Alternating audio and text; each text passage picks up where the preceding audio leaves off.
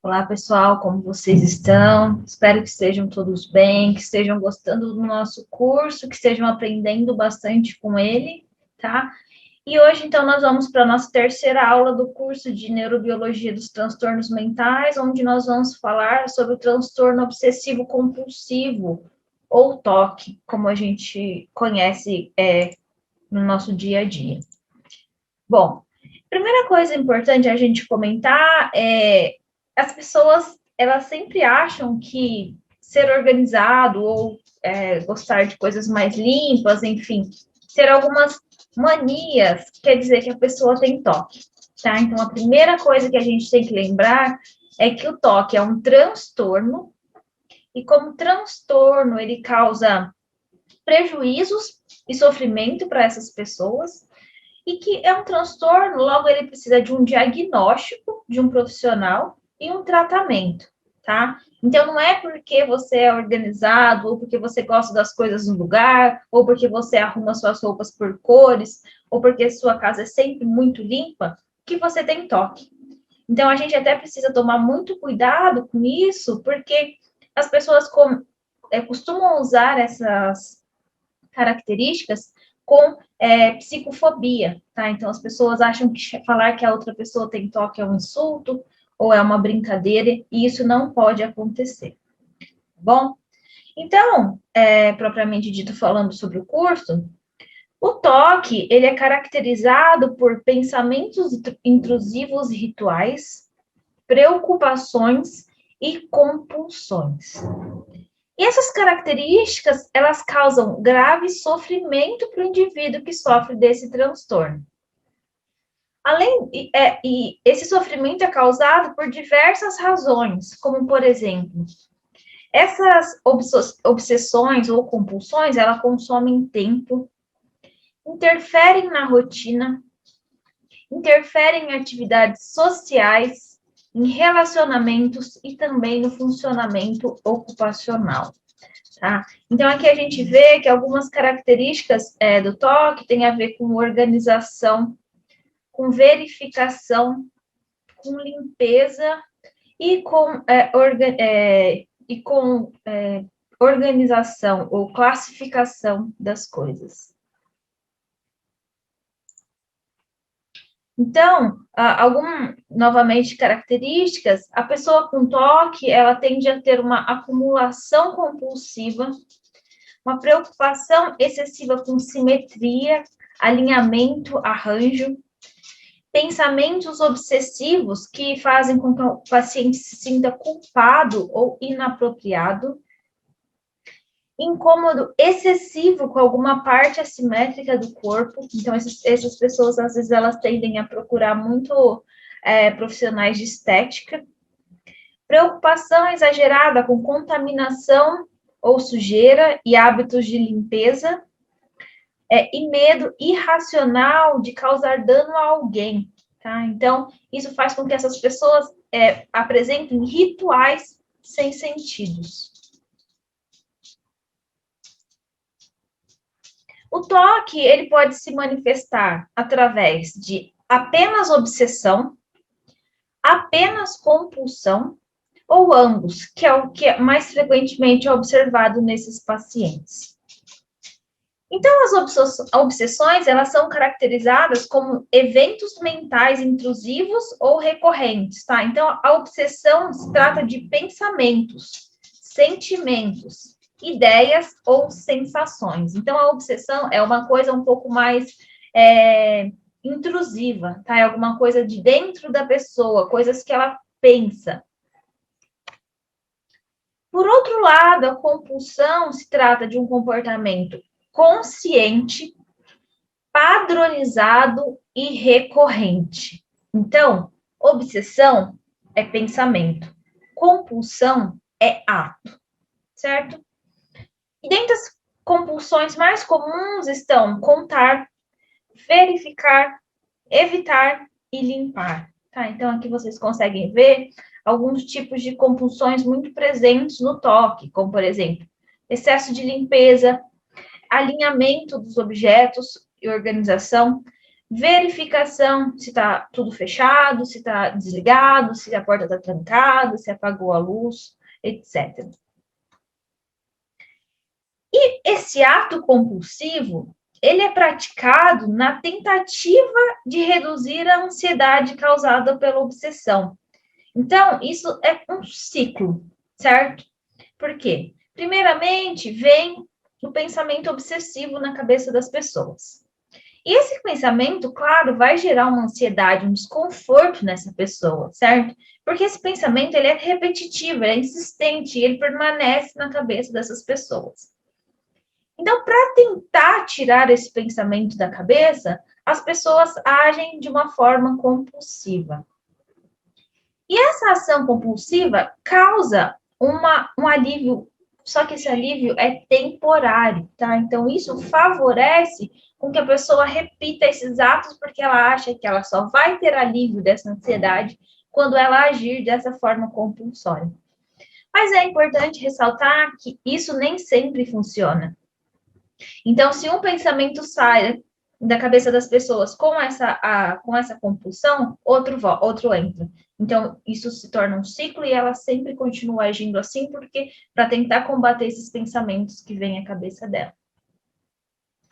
E também é importante a gente observar que há um aumento da ansiedade quando o indivíduo resiste a executar a compulsão.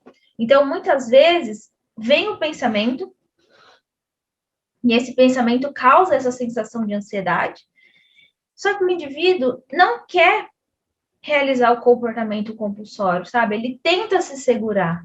E isso também contribui para esse aumento de ansiedade. Então, é uma situação bastante delicada, certo? Que requer bastante cuidado e manejo, porque se ele age compulsoriamente, ele alimenta esse ciclo. Se ele resiste à compulsão, ele piora seu quadro de ansiedade. Bom, é um transtorno prevalente entre aproximadamente de 2 a 3% da população, e ele é o terceiro transtorno psiquiátrico mais comum, tá? Então, 10% dos casos de diagnóstico psiquiátrico são relacionados ao transtorno obsessivo-compulsivo. Então, isso mostra que ele é frequente, e uma vez que a gente viu como ele causa sofrimento e causa perda de funcionalidade para as pessoas, é muito importante voltar a atenção, então, para esse transtorno.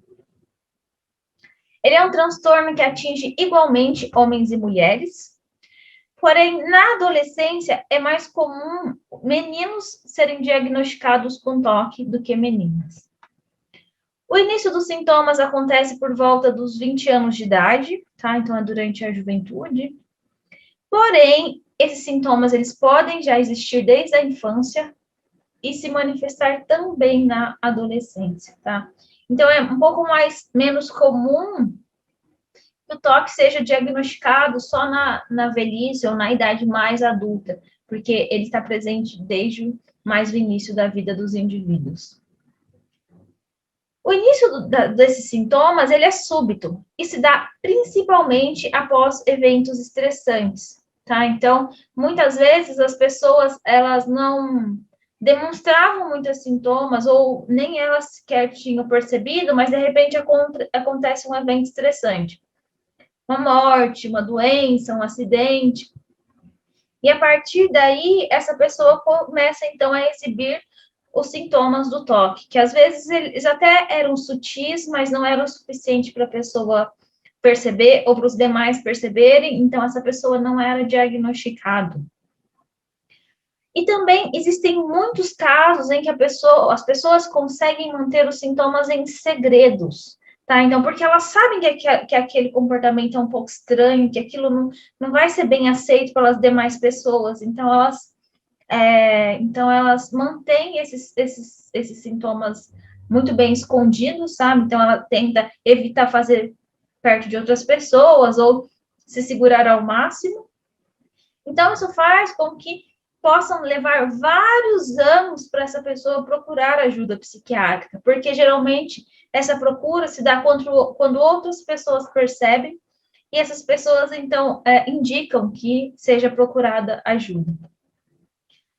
E o curso da doença, ele é longo, tá? Então, ele pode, provavelmente, acompanhar o indivíduo a vida toda dele, e é variável. Então, em alguns momentos, ele é mais predominante, em outros momentos ele está mais contido, entendeu? Então, ele flutua e ele também depende da ocasião, se é uma situação de mais estresse, se a pessoa está mais calma, se ele está enfrentando uma dificuldade, se ele tem tarefas a cumprir.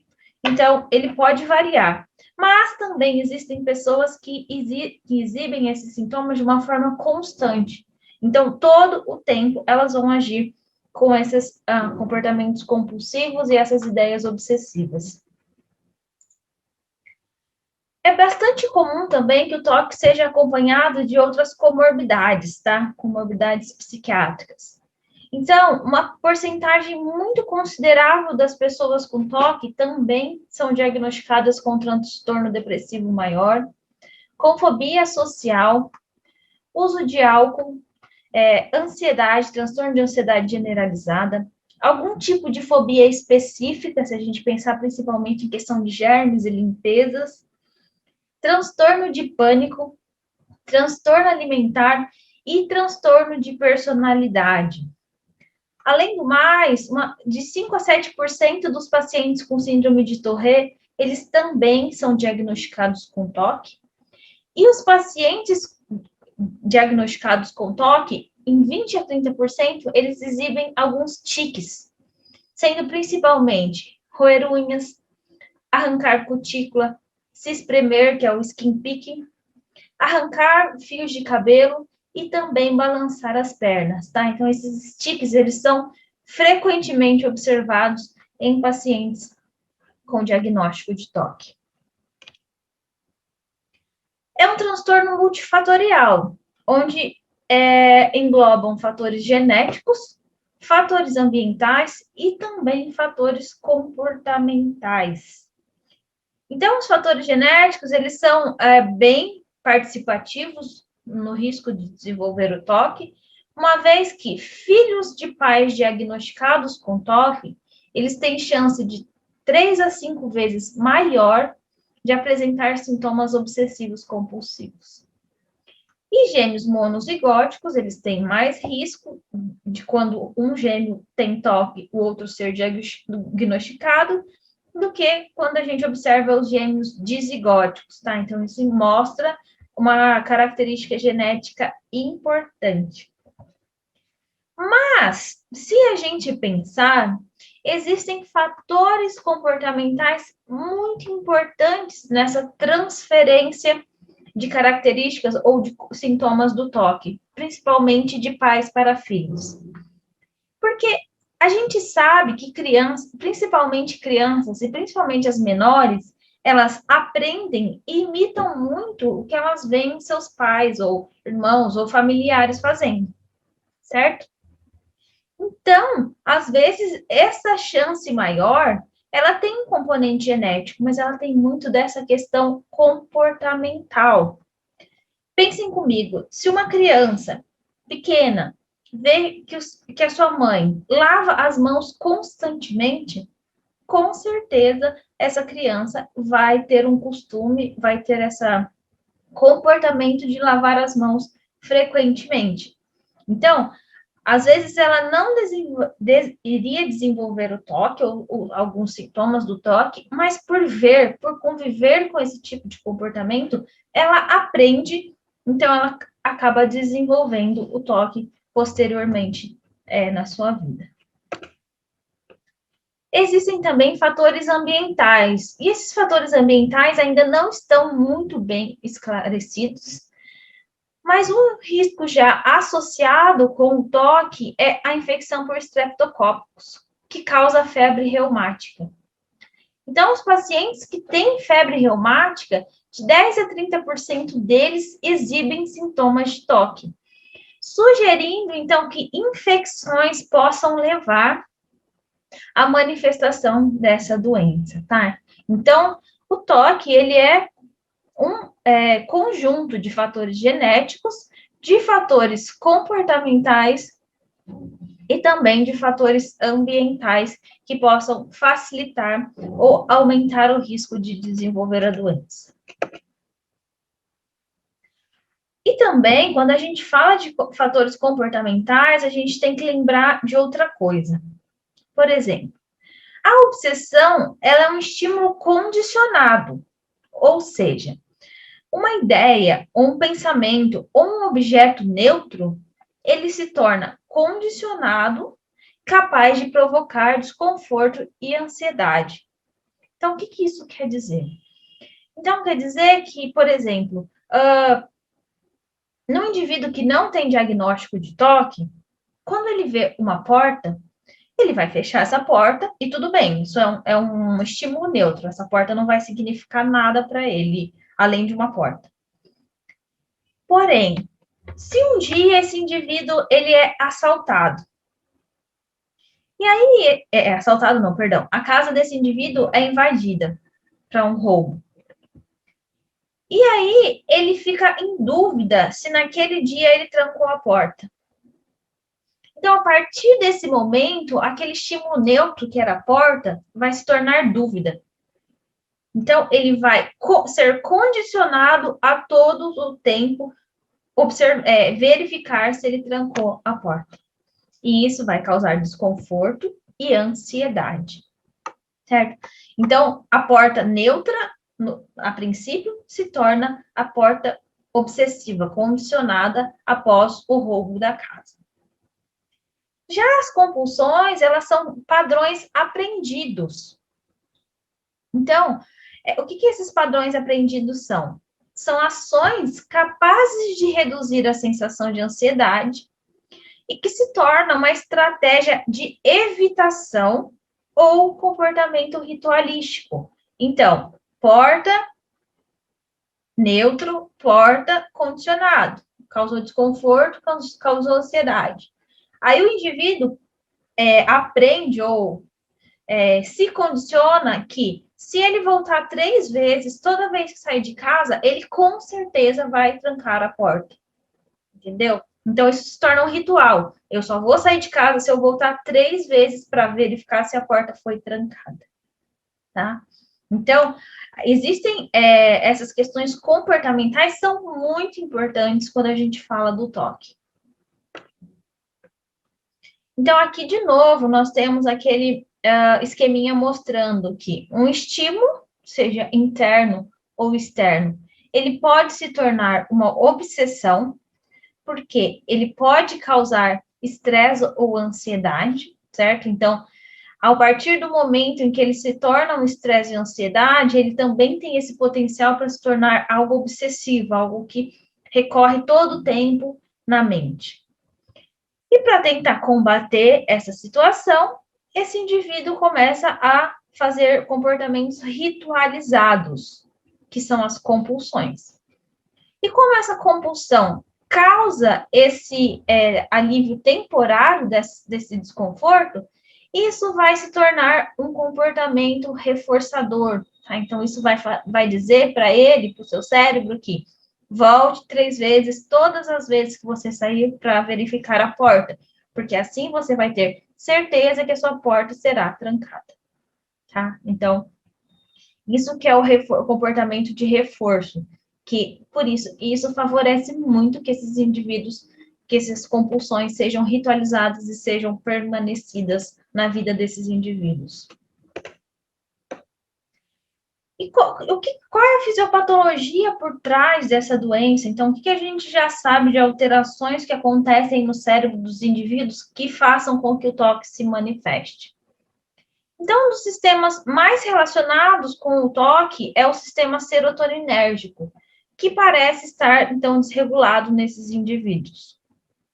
E essa afirmação, ela se baseia em 2 pontos importantes.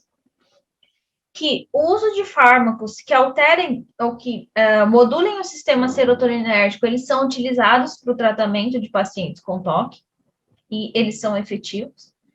E também já observou que há níveis aumentados de metabólitos serotoninérgicos no líquor de pacientes com toque. Então, se a gente tem aumento de metabólito, quer dizer que o sistema ele está funcionando de alguma forma alterada, para mais ou para menos.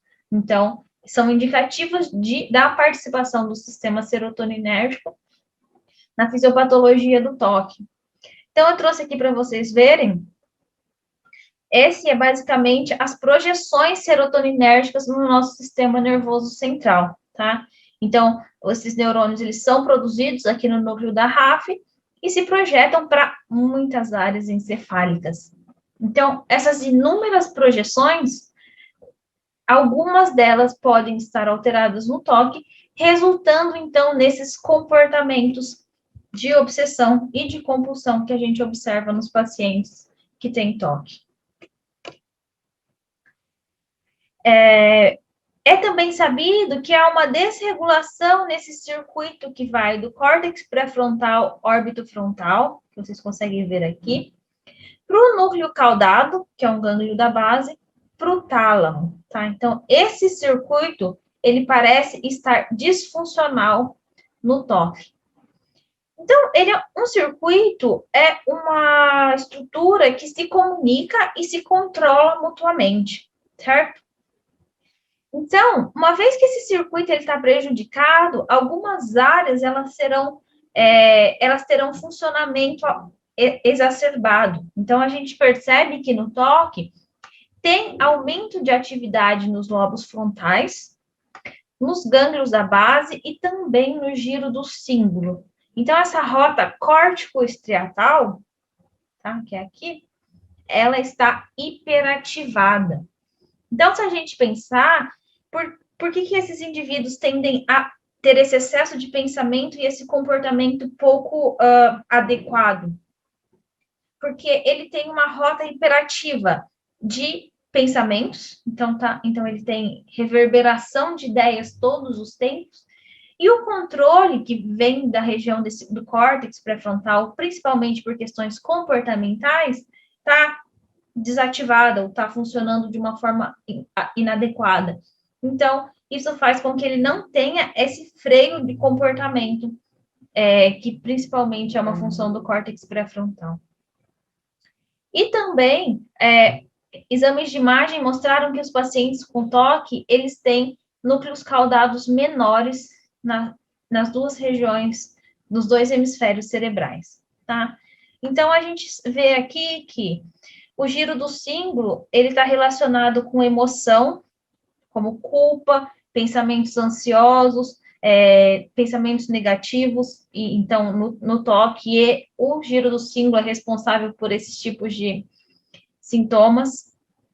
O córtex orbitofrontal, que está aqui em azulzinho, ele tem, é o que eu falei para vocês, ele age de forma errada na hora de controlar os comportamentos, tá? Ou então nos sinais de perigo e de parada. Então, isso é o papel do córtex pré-frontal. O núcleo caudado, que é um gânglio da base, ele está falhando em filtrar os pensamentos ansiosos. E os gânglios da base, eles então são responsáveis pelo comportamento reflexivo, reflexo daquela obsessão e também repetitivos. Tá? Então, percebe que tem um excesso de pensamentos, um excesso de comportamentos e uma falta de um filtro para que esses comportamentos possam ser suprimidos ou mais adequados ou controlados. O diagnóstico do toque, assim como de todos os outros transtornos mentais, é sintomático, tá? E é importante a gente observar que a maioria dos pacientes reconhece que esses pensamentos são irracionais e absurdos. E eles sentem um forte desejo de resistir a eles. Então, a pessoa tem plena consciência que ela não precisa voltar 3 vezes para checar a porta. Só que ela também tem pensamentos na cabeça dela dizendo que se ela não voltar, alguém vai roubar a casa dela de novo. Então, por conta disso, essas pessoas oferecem poucas resistências a compulsões, apesar delas terem plena consciência que aquele pensamento não é lógico, não é racional. Os sintomas, eles também podem ser bastante heterogêneos, tá? Então, eles podem se sobrepor e mudar ao longo do tempo. Sendo que esses sintomas, eles são divididos em algumas classes, sendo as mais comuns de contaminação, de dúvida, de pensamentos intrusivos e de simetria. Então, os sintomas de contaminação, eles são os mais comuns. Então, esses indivíduos, eles têm uma mania de lavagem, limpeza e evitação de objetos possivelmente contaminados. Mas essa ação deles, ela é tão frequente, tão exacerbada, que ela pode causar lesões na pele por excesso de lavagem, pode fazer com que esses indivíduos muitas vezes não saiam de casa por medo de germes, faz com que eles tenham uma ansiedade excessiva, que eles tenham vergonha e também nojo. E muitas vezes esses indivíduos, eles acreditam que contaminação se espalha de objeto para objeto ou de pessoa para pessoa com mínimo contato, tá? Então, muitas vezes os pacientes com TOC, eles acham que se uma pessoa espirrar do outro lado da rua, ele vai ser contaminado, tá bom? Então, é alguma coisa, é bem sério, é bem extremo esse nível de preocupação. E se a gente pensar na realidade que a gente está vivendo hoje, no meio dessa pandemia, e eu falei para vocês que o estresse pode fazer surgir, então, sintomas de toque, ou o toque se manifestar, a pandemia da Covid-19, ela pode muito precipitar, então, o aumento de diagnóstico de toque. Porque a gente sabe que as medidas de proteção são limpeza, uso de álcool gel, distanciamento. E para as pessoas que já têm essa predisposição para desenvolver o toque, elas podem se tornar excessivamente preocupadas com isso. Tá? Então, elas podem se limpar em excesso, elas podem lavar as mãos, elas podem fazer o uso de álcool gel em excesso. Então, é uma situação de estresse, e ela pode, então, precipitar e aumentar os números de diagnósticos de toque por conta da pandemia da Covid-19. Tá? Então, aqui a gente vê bem, essa tirinha mostra quanto tempo esse indivíduo passa lavando as suas mãos. Aí ele vai secar a mão na toalha, e aí ele tem a dúvida de, será que essa toalha está limpa? Será que não tem contaminantes? Será que não tem germes nela? Então, ele volta a repetir o ato de lavar as mãos. E provavelmente isso aqui vai acontecer de forma cíclica por horas e horas. O segundo subtipo do toque são os sintomas da dúvida, tá? Que é o segundo mais comum. E esse pensamento de dúvida, ele é seguido pela compulsão de verificação. Então, aqui nós temos a obsessão da dúvida e a compulsão da verificação. Isso faz com que os indivíduos façam múltiplas viagens de volta para casa para verificar fogão, porta, torneira, etc. E isso pode ser exacerbado ou precipitado, como eu falei para vocês, por uma situação onde há um roubo, há, por exemplo, um incêndio por conta de fogão não desligado. Então, esse tipo de situação precipita ou piora os sintomas de toque naqueles indivíduos que têm, então, essa obsessão da dúvida. E essas pessoas, elas têm um sentimento de culpa muito grande, porque elas sempre acham que a culpa vai ser delas. Então, se a porta ficar aberta e alguém entrar, com certeza a culpa vai ser dela.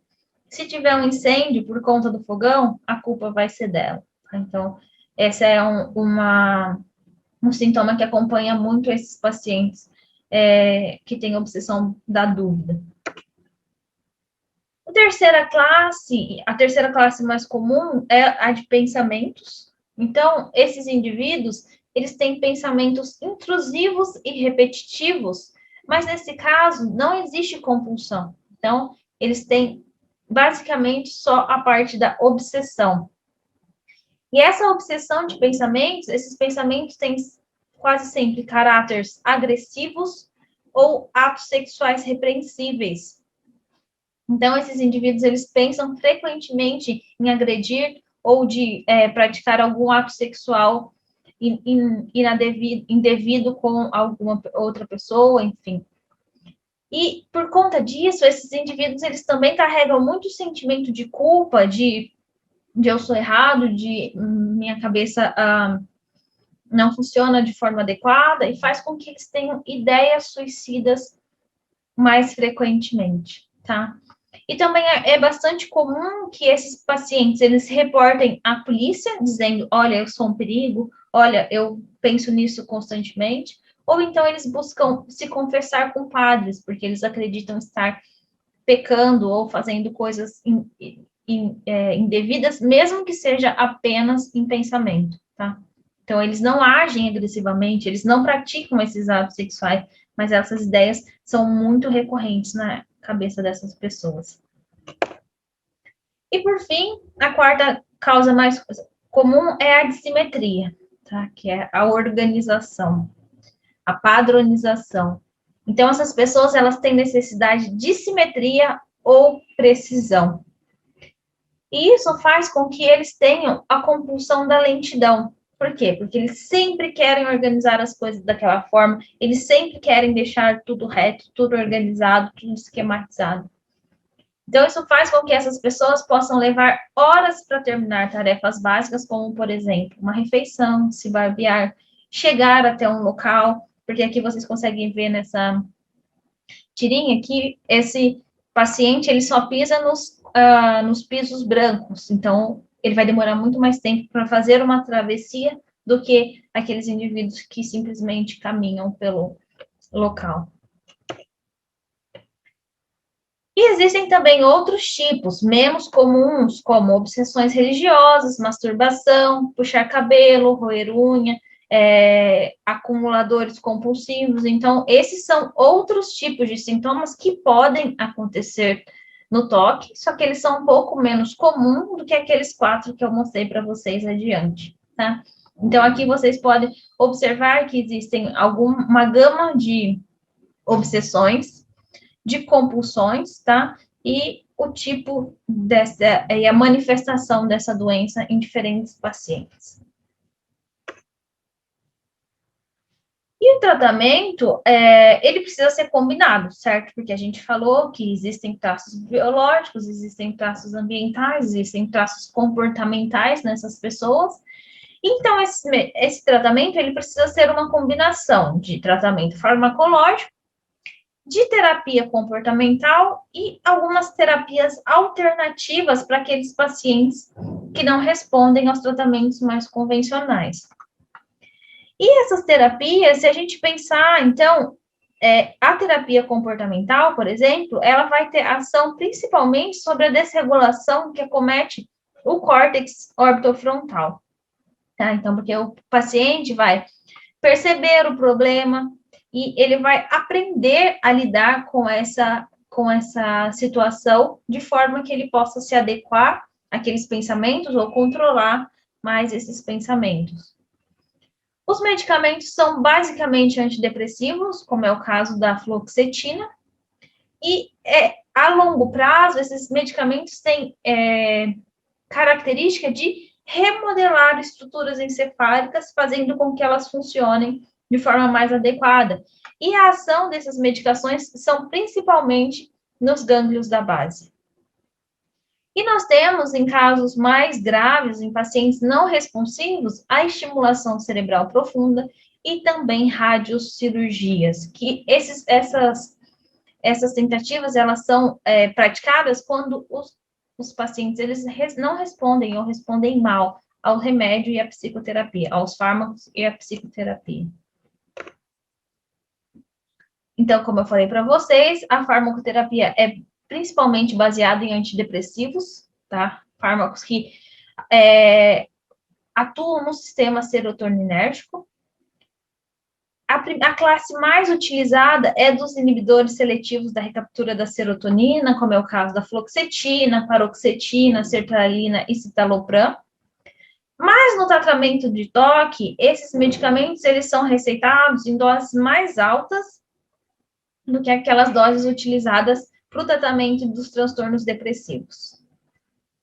Outra classe de antidepressivo utilizados são os tricíclicos, principalmente a clomipramina, tá? Porque esse medicamento tem uma ação mais seletiva para transmissão serotoninérgica. Ele foi o primeiro fármaco aprovado para o tratamento do toque pelo FDA, então, nos Estados Unidos. E algumas vezes esse medicamento ele é receitado em associação, principalmente com valproato, com lítio e carbamazepina. Em algumas situações menos comuns, outros medicamentos podem ser receitados, como a venlafaxina, o pindolol, feneuzina, buspirona, clonazepam e risperidona. Então, esses medicamentos, eles são de outras classes, mas em algumas situações eles são receitados para o tratamento do toque. Mas os mais convencionais são, de fato, os antidepressivos. E a psicoterapia utilizada é principalmente a terapia cognitivo-comportamental, tá? Porque nessa terapia, esses indivíduos, eles são expostos àquela situação que lhes causa desconforto, só que tem uma prevenção da resposta. Então, por exemplo, eles são expostos a um ambiente sujo, mas ele está de luva. E situações desse tipo, em que você pode prevenir a resposta, em que você pode modular a situação. Então, com essa exposição, ele vai se adequando, ele vai se reorganizando os pensamentos sobre aquela situação que lhe causa esses pensamentos obsessivos. Isso também causa dessensibilização, prevenção de pensamentos, então eles aprendem a como controlar os pensamentos, então a entender que aquele pensamento é real e que ele precisa trabalhar para controlar o pensamento, ou que aquele pensamento não quer dizer que algo vai acontecer. E eles também são condicionados, então eles aprendem a pensar diferente, então esse condicionamento da situação por esses pacientes. Então, a terapia cognitivo-comportamental, ela ajuda o indivíduo a interpretar a situação. Então, a interpretar a situação, ele consegue modular o pensamento. E uma vez que ele modula o pensamento, ele consegue, então, controlar as suas ações e as emoções perante aquele pensamento. Então, a terapia muitas vezes vai ajudar o paciente, se ele não conseguir não pensar em contaminação, por exemplo, que ele use uma luva, então, que ele não precise ficar lavando as mãos, ou que se ele lavar a mão apenas uma vez, ele está seguro, tá? Então, com isso, ele controla a emoção de ansiedade que aquela situação causa nele. Os melhores resultados, então, são com tratamento combinado, ou seja, farmacologia e psicoterapia. De 20% a 30% desses pacientes apresentam uma grande melhora. De 40% a 50% apresentam uma melhora moderada. E de 20% a 40% eles mantêm os sintomas iniciais ou ainda eles podem piorar, tá? Então, lembrando que o tratamento combinado é a melhor alternativa. E também os clínicos, eles podem indicar qual é o prognóstico daquele paciente, porque em algumas situações, esses pacientes eles têm um prognóstico ruim, quando é o caso daqueles que cedem às compulsões com início mais precoce, quando as compulsões têm um caráter mais bizarro, quando é necessário hospitalização dos pacientes, comorbidade com transtorno depressivo maior, crenças delirantes, ideias supervalorizadas e transtorno de personalidade. Então, o paciente com essas características tendem a ter um prognóstico ruim, ou seja, a resposta ao tratamento ela é menor ou menos adequada do que a do paciente com bom prognóstico. E o paciente com bom prognóstico é aquele que apresenta um ajuste social adequado, um ajuste ocupacional, que aqueles pacientes onde os sintomas aparecem na presença de um evento precipitante, então, porque quer dizer que ela é menos incomum ou menos frequente, e também quando os pacientes apresentam sintomas episódicos, então, não é o paciente que todos os dias apresenta sintomas e características dos toques. Então, nesses pacientes, o prognóstico ele é bom. Então, esses pacientes tendem a se recuperar, tendem a ser melhores tratados e os sintomas desaparecerem. Então, lembrando, aqui são o resumo do que a gente já viu, que aproximadamente 2,3% da população tem toque, um quarto dos adultos experimentam algum sintoma de toque durante a vida, uma em cada 100 crianças tem toque, então a gente observa que é um número considerável. Ele pode ter uma causa genética, então ele pode ter fatores genéticos, fatores biológicos importantes, lembrando que fatores ambientais podem precipitar essa desordem, certo? 25% dos parentes de indivíduos com toque também irão desenvolver. É o terceiro transtorno mental mais comum. E a gente tem que lembrar que esses sintomas, eles causam gasto de tempo excessivo, sofrimento e interfere diretamente na rotina diária dos pacientes diagnosticados. E aqui são 2 exemplos de filme ou de série que eles trazem pacientes com toque. Então, esse filme aqui da Netflix, ele é divertido, certo? Então, ele traz algumas características que são bem conhecidas do toque. E também o seriado do Monk, que ele é um detetive, então ele também tem um transtorno obsessivo compulsivo. E, embora essas produções, elas tratem do toque de uma forma bem divertida, em forma de comédia, a gente tem que lembrar que é transtorno, que é sério, que precisa de diagnóstico, de acompanhamento e de tratamento. Porque isso não é uma piada, isso não é uma forma divertida de levar a vida, tá?